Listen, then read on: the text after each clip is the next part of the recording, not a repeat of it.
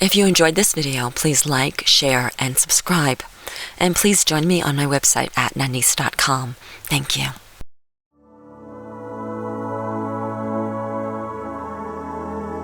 It's your time for Chai with Nanice. Get ready for substance, clarity, change, and especially empowerment. Get ready to turn over stones, uncover stories, and get to the heart of the matter in every area of your life. Any mood runs, any emotion flies, and your dreams are within your grasp. There are no limits or boundaries, and your comfort zone is out of reach, yet it's the safest place you will ever be. Come in, sit down, and have some chai with Nanice. Welcome to Chai with Nanice. I'm Nanice. If you are looking for the happiness pill, you will love today's show. Of course, true happiness doesn't really come in a pill. But the good news is that you already contain the secret ingredients for living the happiest life possible. Get ready to say goodbye to suffering and hello to joy and bliss. Today, you will learn why you just can't do your life wrong. My guest today is Steve Ryal. Steve Ryal is an amazing person. For one, he lives off the electrical grid in Northern California. He also has a publishing company. He's been a freelance music reviewer for 15 years.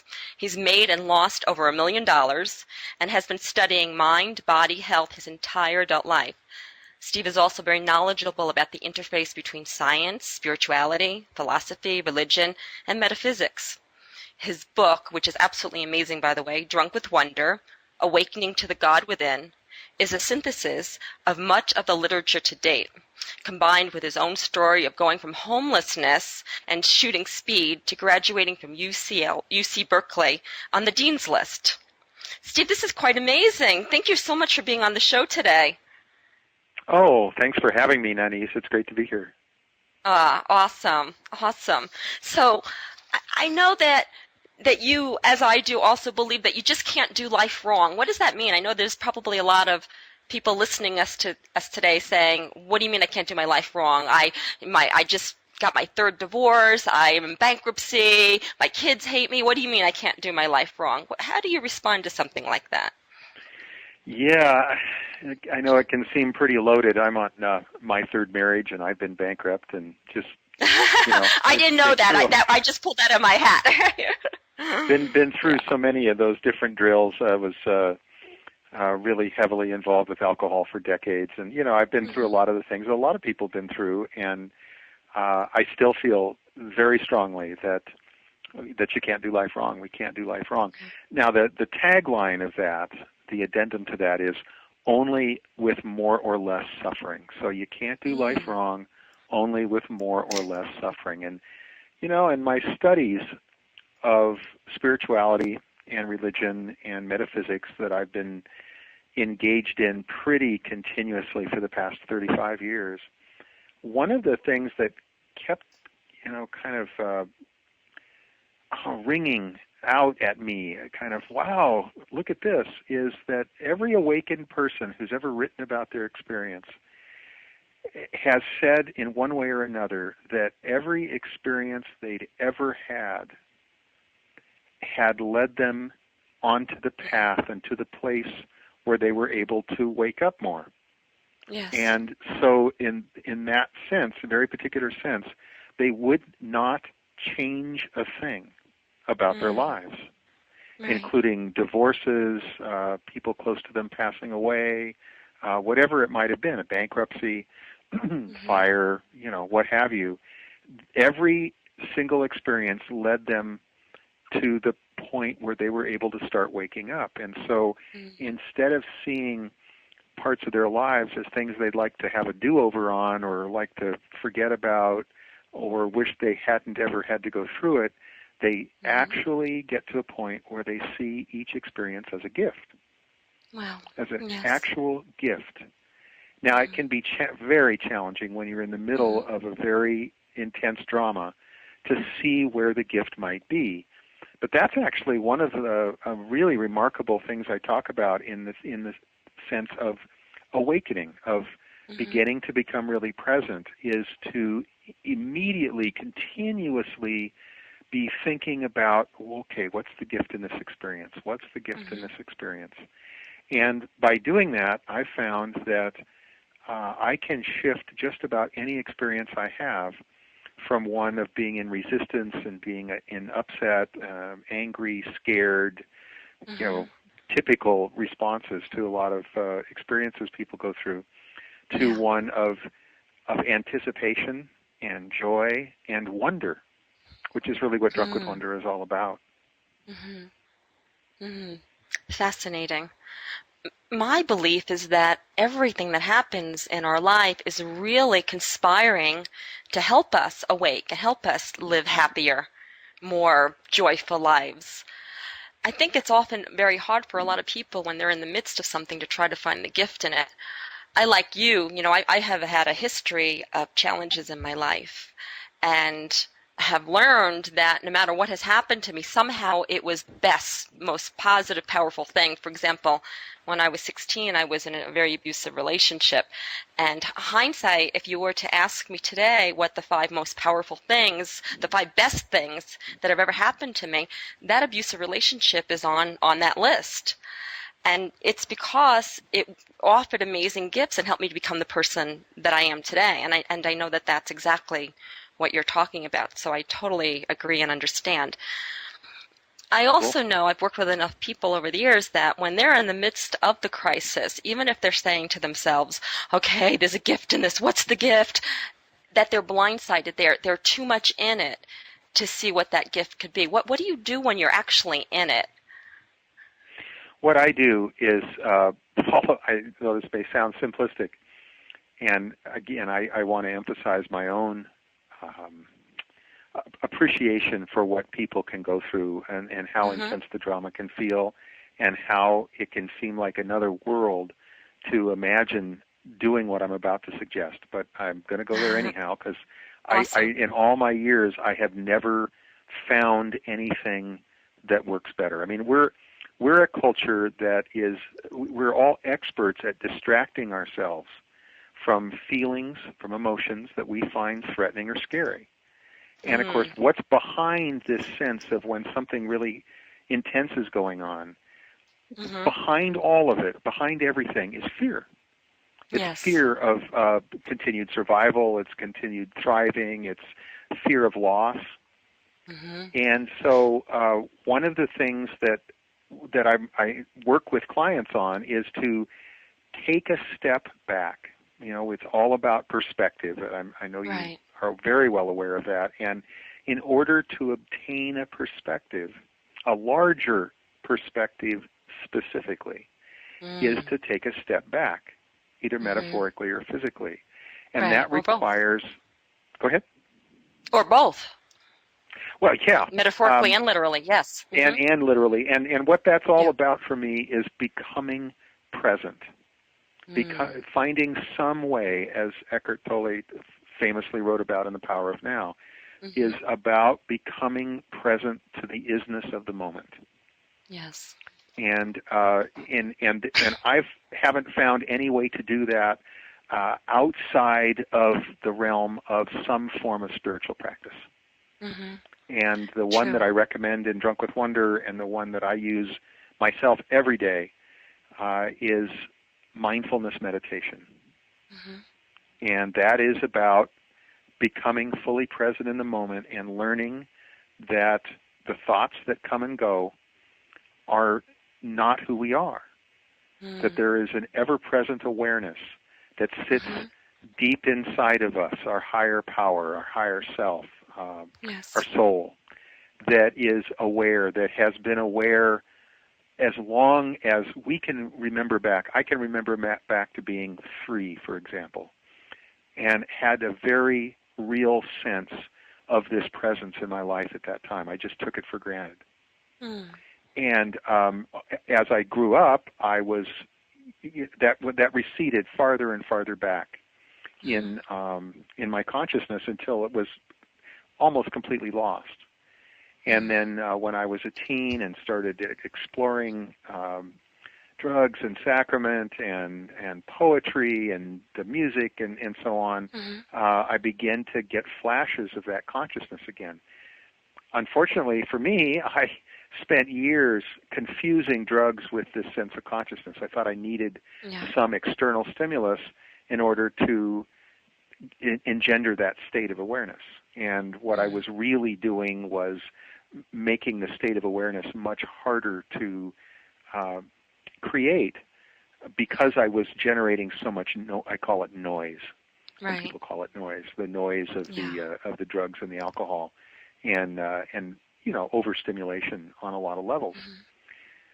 So that's in essence, to say to someone who's in the middle of losing their home or losing their job or losing their job and then losing their home, to say, you really need to just stop and take some deep breaths and spend a few minutes really quietly, just contemplating, learning to notice your thoughts, learning to notice that you are not your thoughts, learning to notice that if you have a thought that doesn't work for you, that doesn't feel supportive and good, that you can choose another thought.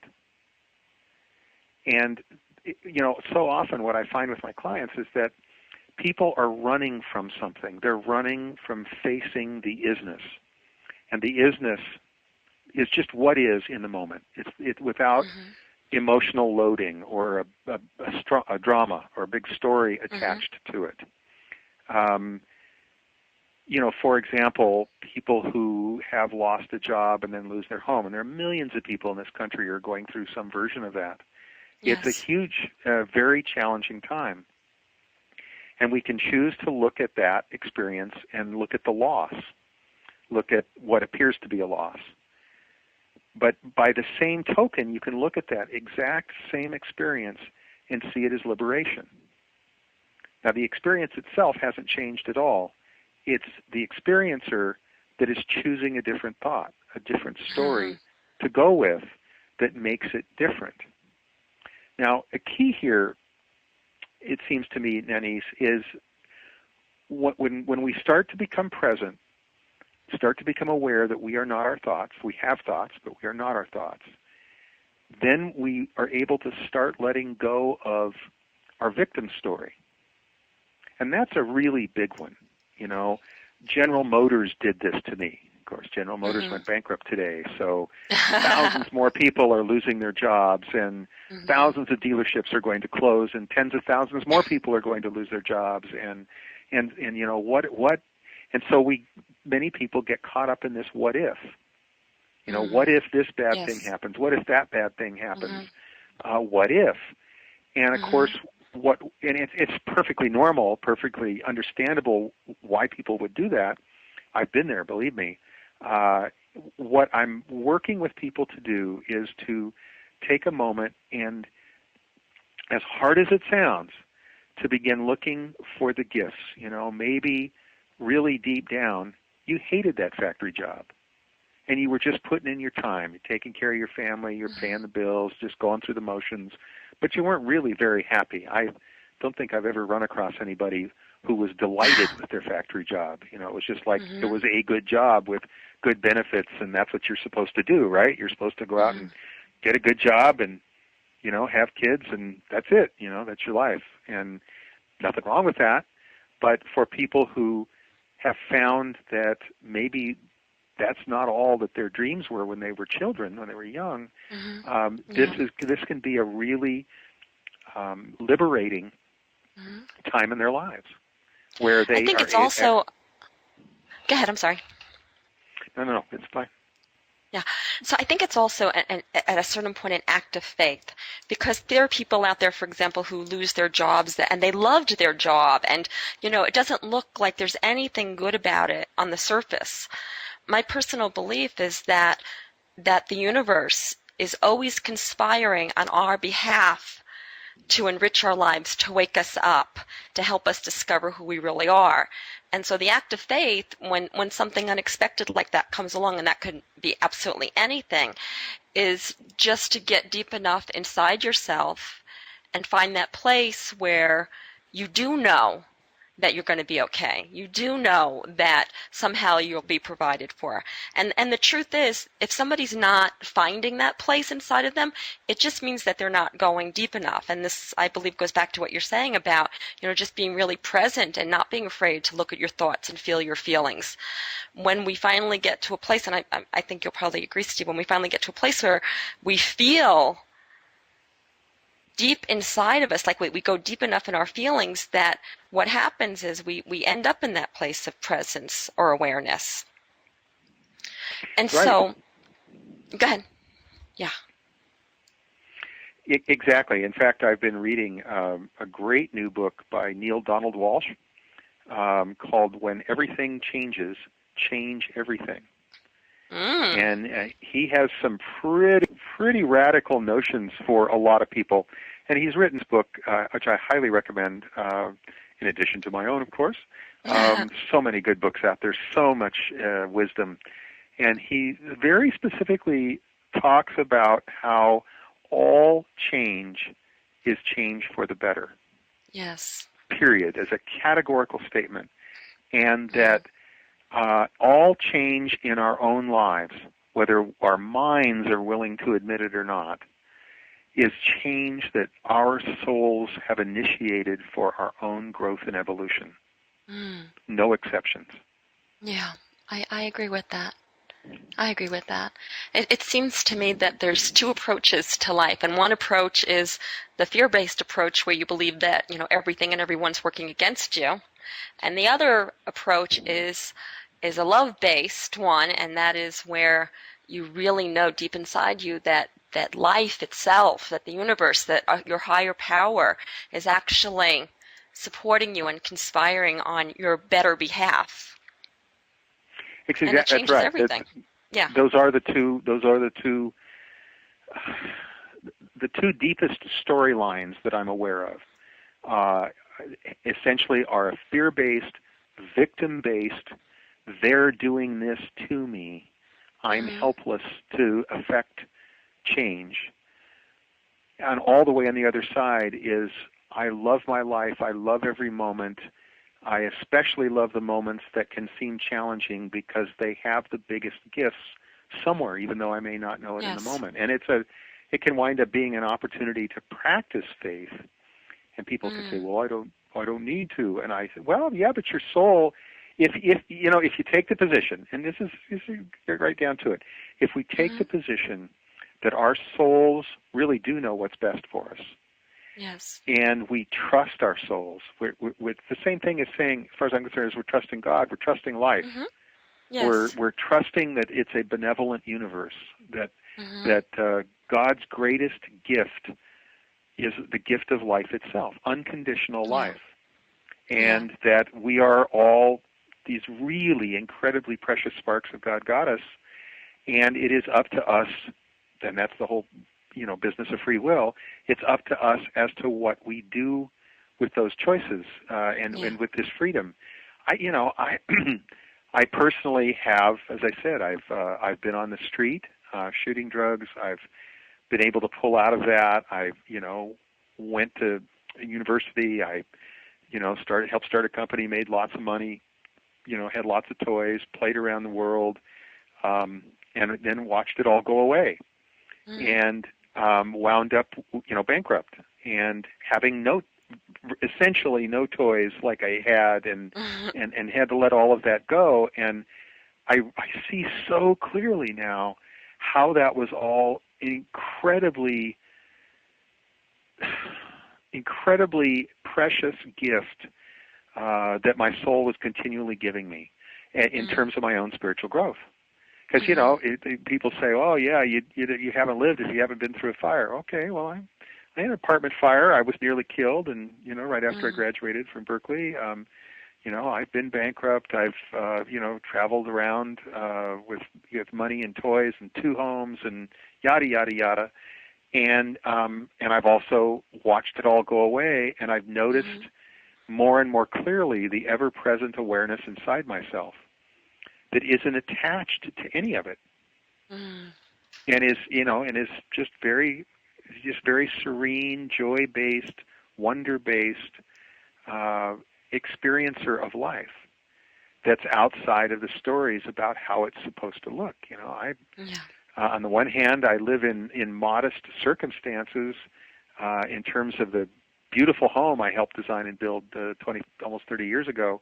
But where I live is warm and dry, and there is much love in my family, and I have unbelievable views and serious nature. And I happily trade, being really, really busy and being a business owner and having lots of demands on my time for the freedom to go work in the garden or work on another book or have interviews like this or, whatever, go play with my granddaughter. That's like this tremendous awakening of, there was a time when I felt that I was a master of the universe in my own little way for being a business owner, an entrepreneur, and all these toys. And I gradually came to understand that I was actually in prison. I was actually in a prison of my own making, that the bars were my various stories about this is how I was supposed to be in order to be labeled as successful. It's funny. It's funny, Nanice. I rebelled against my dad. That's one of my reasons I wound up on the street. I was so angry with him. We were kind of at war there for a while. We became very good friends and very close before he passed on a few years ago. But then, I moved back home and I cleaned up my act, and then I was really trying to please him, and I graduated from UC Berkeley on the dean's list. That thrilled my dad. It was a big deal to him. But, at some point I just kind of stepped back and go, wow, I've spent and this was in my 30s, I spent my whole life either trying to, to tick off my dad, rebel against him, or to please him. And if I was to just step out of those roles, step out of the role of either angering him or pleasing him, and ask the question, what do I want? And I was just stunned that I hadn't the slightest idea what I wanted. I just had never thought that I could want anything for me. Does that make any sense? Absolutely. And I'm sure a lot of people listening to us today are resonating with this, that they don't know what they want. And it's because we do have these stories that go on inside of us that say, in order to be fill in the blank, in order to be successful, in order to be loved, in order to be, whatever it is for that person, that they have to do this, this, and this. And very often the this, and this is the voice of a parent or society or somebody whose approval they want. And they hand their life over. I think as soon as you start looking outside of yourself for what makes you happy, you're not happy. It's like the key to not being happy. And that's right. And what kind of funny piece of this is that for me, I had all these stories about what, I'll be happy when. I'll be happy when I make the first million. I'll be happy when I have the beautiful home in the mountains. I'll be happy when. I'll be happy if. And each one of those things that came along, and I did them, and then of course it was right on to the next thing. So it was a kind of a goal-oriented, outer-directed. I call it happiness, but I could be pleased that I had met a goal, but it's like a snapshot, maybe? Yeah. Well, what I'm trying to get at is like a snapshot. It's like, I'm going to be happy when I get this new car. So I get this new car, and then I was happy for a day. And then I was immediately on to the next thing that I needed in order to be happy. And so I realized that what I needed to learn how to do was to choose happiness on a daily basis, regardless of my exterior circumstances. Now, I'm better at that on some days than on others. On the first day of summer last year, we here in Northern California were slammed by a very unusual and very violent series of dry lightning storms that started hundreds of fires.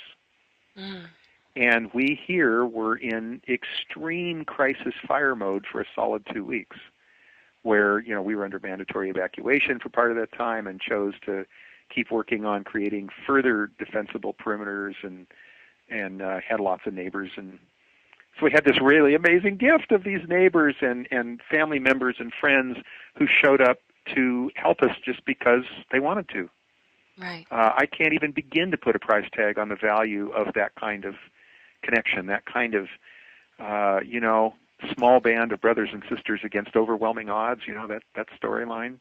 Yes. It was an extraordinary thing. I mean, we had fire less than a mile from the house, and the smoke was so thick, and the constant helicopters, and I finally felt that I had some tiny, tiny sense of what it would be like to be at war, when we were basically at war with the fire. Right. But the sense of this constant adrenaline on, putting in 14-hour days outside, working really hard. I didn't think I could do it. I didn't think I was strong enough. I didn't think I was brave enough to wind up, because I'd been almost killed by fire before and scared by fire before, and I thought I was just going to get out of here.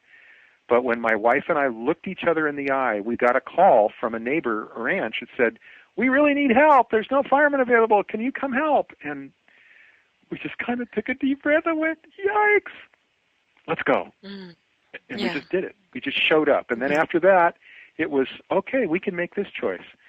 So what's really interesting is that I was able to maintain my daily meditation practice even in the midst of all this. I chose to take the time.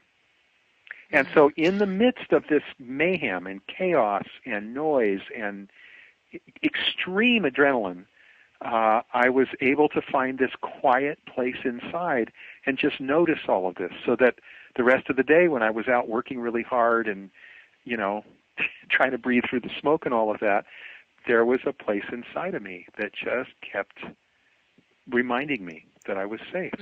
Even in the midst of all this, I was safe. Yes. It was quite transformative. Yeah.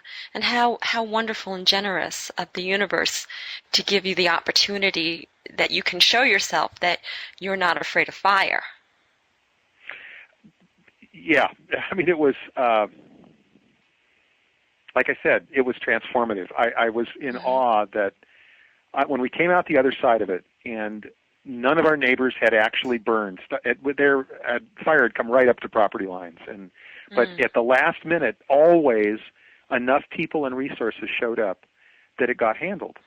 And I know that doesn't always work. It doesn't always happen. There were other places where lots of homes were lost. But it was just fascinating how people I'd never met before all of a sudden just walked up to our place and said, "I got a shovel. What do you want me to do?" And then, I would go up to people and thank them for helping, and it brought me to tears, because I was so grateful. And people would say to me, "No, you don't understand. We're the ones who are grateful. I mean, here we were sitting in Santa Rosa or some city watching all this unfold, and we felt so helpless. Knowing that we could come help you helped us so much to feel like we were being useful." And I was reminded of that great spiritual wisdom that says that sometimes the greatest gift we can give someone is the gift of receiving their love. Yes. You know how many people say, "Oh yeah, I'm really good at giving things, but I'm not really good at receiving." That's the key. There are very few times in our lives when we will feel more vulnerable than when we allow someone to give to us. And with no thought of, "Oh, this person showed up to help me save my house from fire. Now I have to figure out what their name is and where they live and go paint their house or something."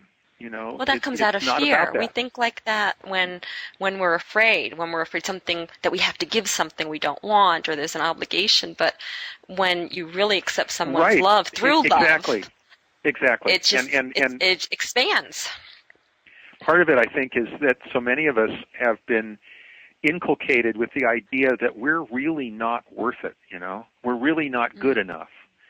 So the idea that someone could unconditionally give to us with no thought of return, no need of return, no payback, just give to us for the sheer joy of giving is it can really spin your head around.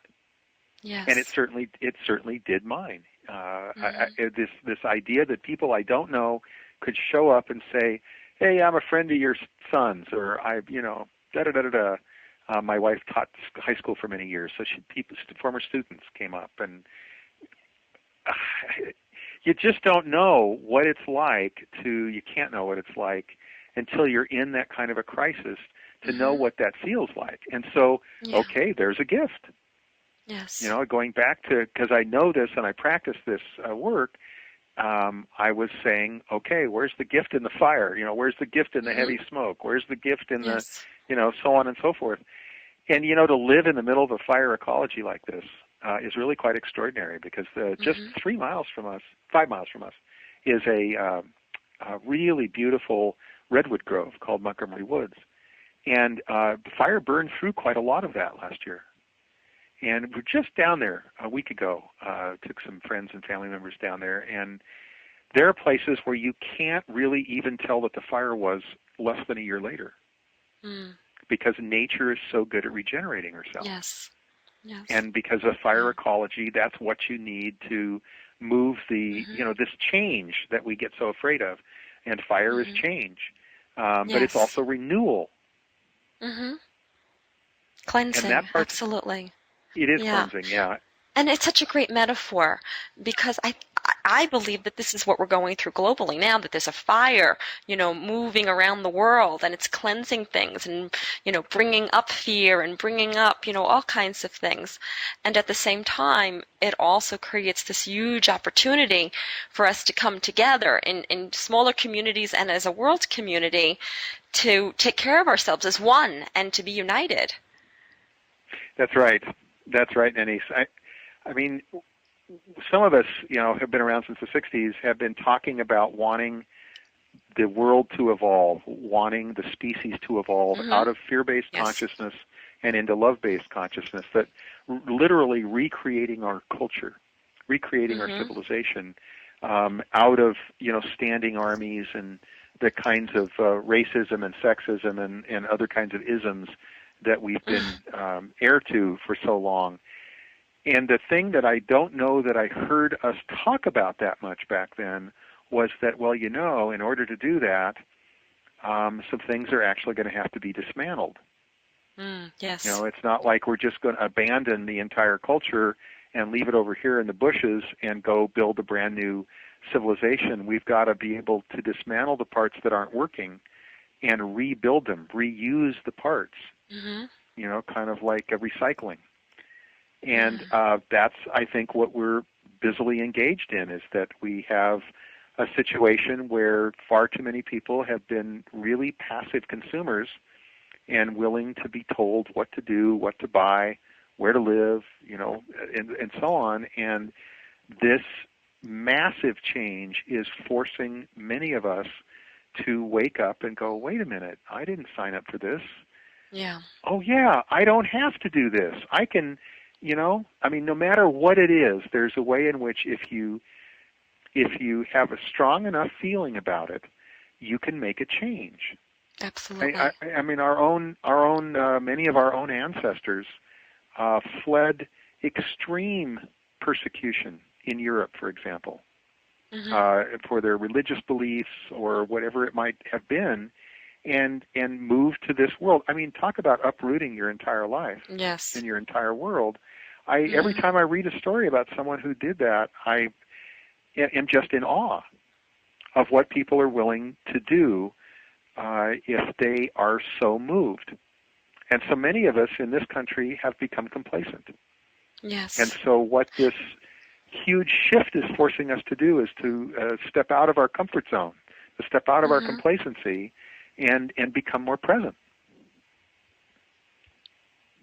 And being more present means being real with yourself, telling the truth about your situation, being able to look at your feelings and your fears, being able to communicate when appropriate.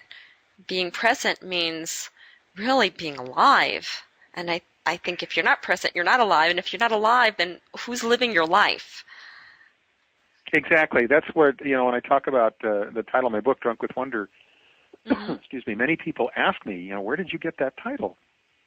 And I immediately speak of Rumi and Hafez, Mm-hmm. these fabulous Persian poets who lived hundreds and hundreds of years ago and wrote about being intoxicated with God. Yes. And that was where I realized that's what I needed in my life. I didn't want to just go, oh yeah, I have faith, or oh yeah, yeah, God, that's cool.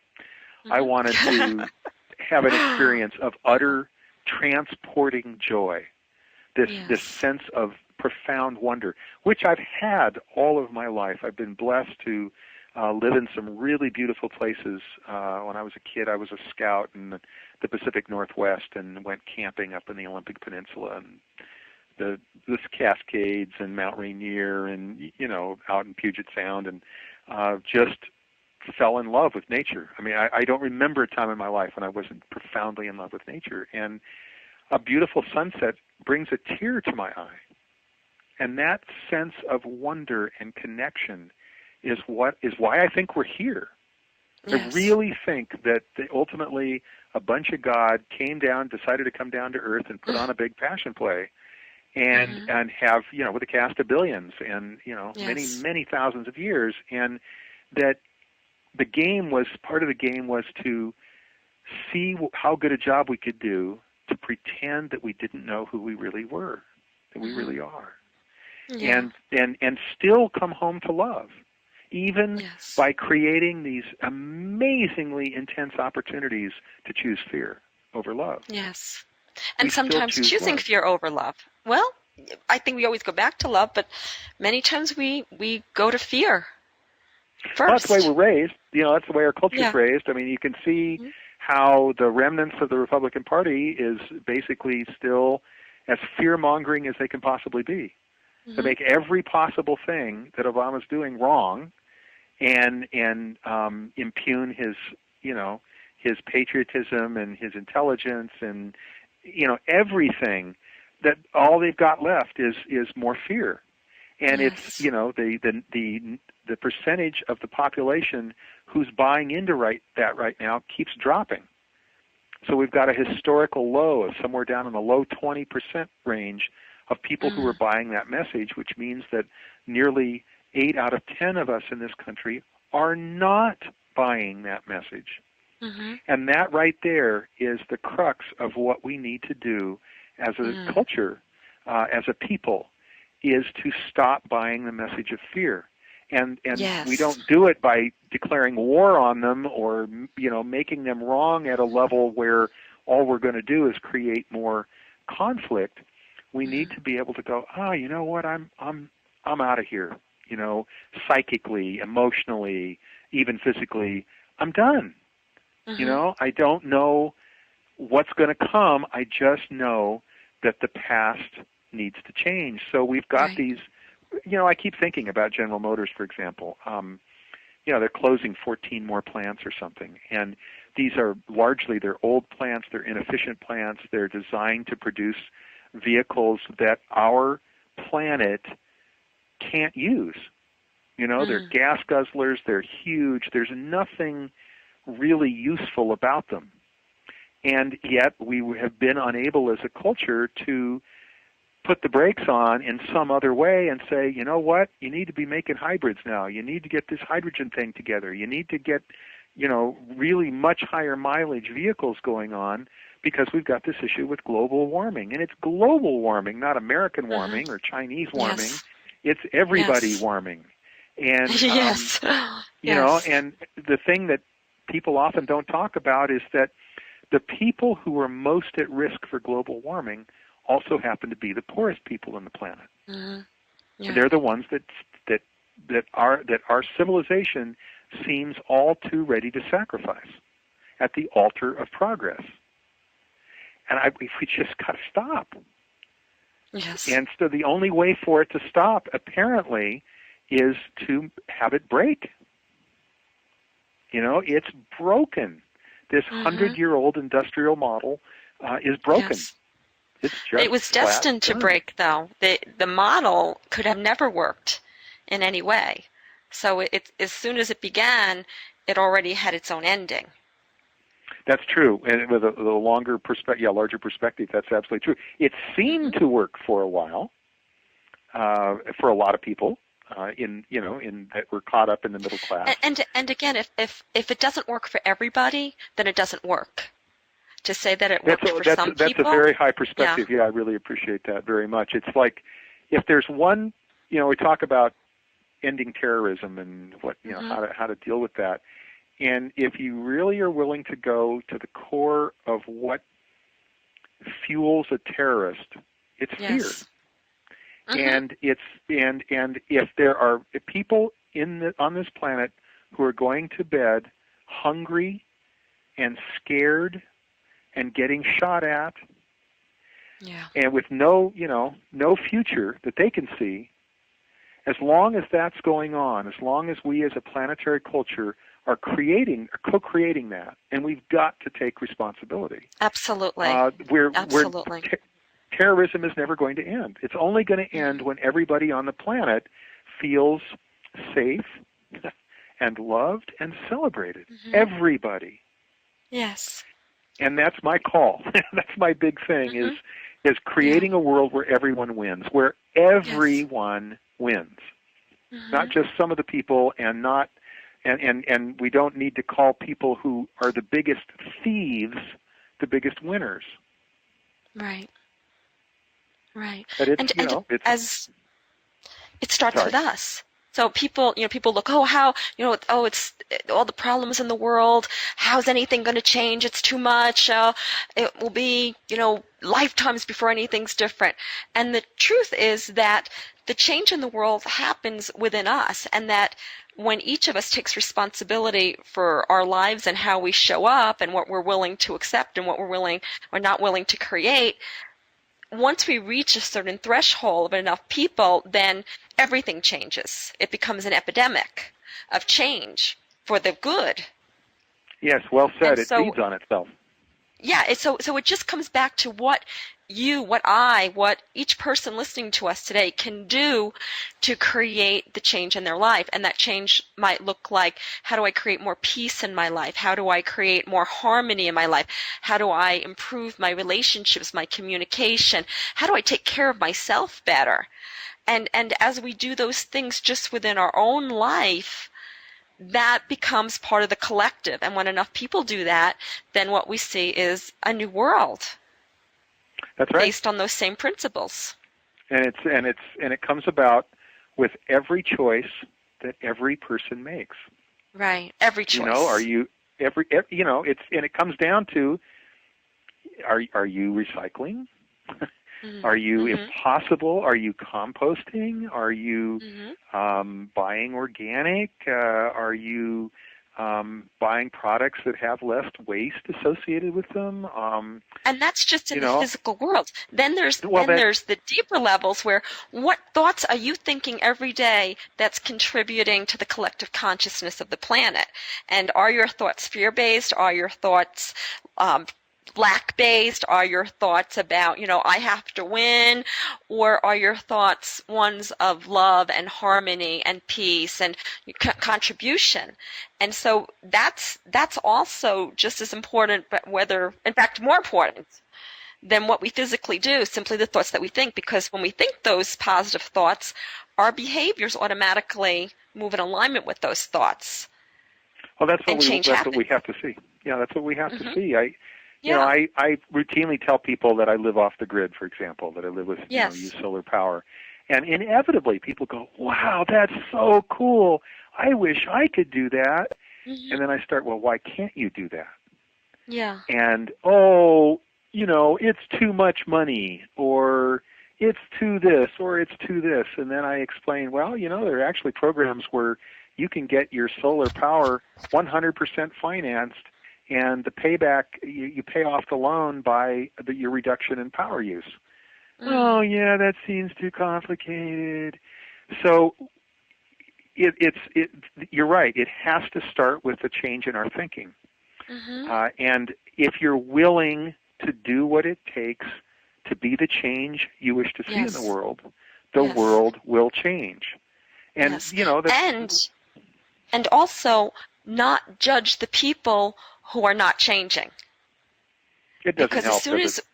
as soon as we judge the people that are not changing, who are stuck to their old ways, we're actually contributing and feeding to that particular energy and helping them stay stuck on some. Yes, that's true. It's true. We get like hamsters in a cage. Like, oh, he said, she said, you did, you shouldn't. It's all about you. I'm an innocent victim. If only you were different, I'd be fine. That kind of thing. Yeah. And you're right. As long as I'm not running on solar power to get back at anybody or to show that I'm better than anybody. I have a deep belief that if we're going to be the change we wish to see, we've got to be it. Not talk about it. Not wish someone else would do it for us, but just do it. And do it regardless of whether anybody knows. Right. Exactly. Beautifully said. But it is really, really cool to be talking to you on a phone that's solar powered. That is cool. And I want to find out all about how to go about getting solar energy where I live. So we need to talk about that one day soon. Yeah. Well, and I wrote Drunk with Wonder off the grid. I had it published on recycled paper with soy ink. I did my level best to do everything I could to walk my talk. Yes. My wife and I have got... And how does it feel? How does it feel to know that you're walking your talk? Because there's a lot of people out there that they're out of alignment with their talk. They're walking one way and they're talking another, and it doesn't feel good. So from your perspective, for me it feels... I'll use the word... I use the word congruent. I feel congruent. I feel that what I talk about in my ideals are what I'm living more and more. Yes. And so it feels peaceful. It feels, as though I'm doing the best that I can. So whatever comes down in the world, I know I'm doing my part. And all I can do is my part. I can't do anyone else's part. Right, that's right. And so hopefully, and I say, I tease my friends who, talk about putting up solar power and don't do it. I also have a son-in-law who is a solar installer and is really doing the change, in a huge way, which is very, very cool. Yes. Yes. And I have a stepdaughter who's becoming a Chinese medical doctor, acupuncturist and herbal doctor, because she believes so deeply in natural healing and really harnessing the body and not using drugs and so on and so forth. So it's sweet to have in my own family a group of people who are really dedicated to being the change. Well, you also attract that. My experience is the more you're in alignment with what you believe, people show up that support those beliefs as well. So it's not surprising for someone to go through some changes in their life and suddenly they realize 6 months or a year down the line that everybody in their life is different and their life is different. And that's how powerful our thoughts and beliefs are, that just by changing them, life changes. And that's right. It's really a popular wisdom has to do with the law of attraction, for example. And that's basically has become really popular again. And that's basically about the idea that we're all energy. It's all energy. Thought is energy. And the energy level, that frequency that we vibrate at, attracts other energy at that same general frequency. So if we're fear-based and express ourselves with anger and hostility, we're going to find a lot of angry, hostile people out there. I love to tell a story about, I've been driving in the Bay Area, San Francisco Bay Area, for going on 40 years, and I know the roads intimately and have watched the congestion increase and, have spent time commuting and so on. And I've actually been able to use my spiritual practice to drive the exact same drive at the exact same time of day and the exact same level of congestion that I used to make myself crazy about, road rage and anger and honking and fingers and all that kind of stuff, and go through the same exact sequence of events, except that by choosing to look at it differently, to have a different filter, Yes. Then I didn't have anybody cut me off. I had some people who were in a big hurry and rushed in front of me, but I chose to see that as not cutting me off, so they didn't do anything bad to me. And so my blood pressure didn't go up, and I didn't have any of those kinds of experiences of rage and anger and fear. I just had this really beautiful commute with this beautiful music going on, and beautiful scenery, and a time to think, and the commute, the time involved, the level of congestion didn't change one iota. The only thing that changed was how I was with it. Yes. And that's where we have our power. Yeah. When somebody cuts me off, I immediately see it as an opportunity just to express love. There's no story about it that someone did something to me. And so there's that perspective too, which is what I'm also hearing you say within your words, that it's just what you tell yourself about it. Yeah. Steve, it has been so wonderful having you on the show today. And can you please let our listeners know how to get in touch with you and anything else that you'd like to add? Well, thank you so much. I can't believe how fast the time has gone. I know. Of course, I'm always encouraging people to buy my book, Drunk with Wonder, Awakening to the God Within. And it is amazing. Thank you. Thank you. Truly. My website is drunkwithwonder.com. Just spell out drunkwithwonder.com. You can order my book toll-free, 800-247-6553. That's 800-247-6553. I want to let people know that I also have a great audio version of the book that's available on iTunes or audible.com. I also have, I do individual client sessions, and I have a free monthly newsletter, and you can find out more about that on my website, drunkwithwonder.com, or you can just email me, steve@drunkwithwonder.com, and I will respond to all my emails. So be happy to work with anybody who feels like what I've been talking about today might help. Awesome. Thank you so much, Steve, and I hope to have you on the show again sometime in the near future. Oh, I look forward to it, Nanice. Thank you so much for spending time with me today, and I look forward to more. Awesome. Thanks, Steve. Thank you. Take care. Take care. So, bye-bye. Have you been thinking about your life a little during the show today? What are the things that you can do right now to change your level of happiness, to change your level of awareness and presence in your life?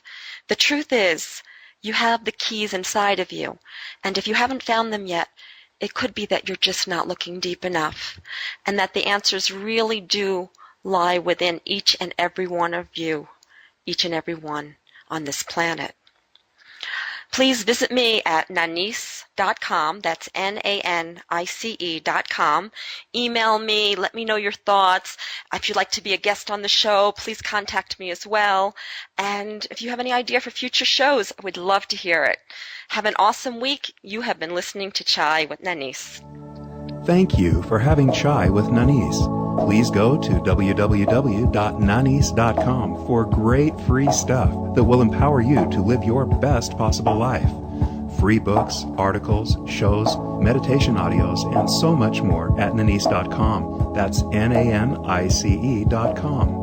Nanice's books are also available in all major bookstores and Amazon. Check out The Infinite Power of You, Even Gandhi Got Hungry and Buddha Got Mad, Zest Point, Lip Prints, and many others by Nanice Ellis.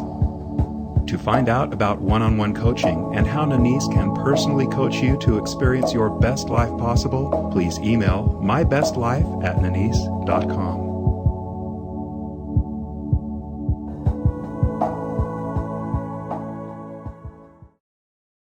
If you enjoyed this video, please like, share, and subscribe. And please join me on my website at nanice.com. That's NANICE.com. Thank you.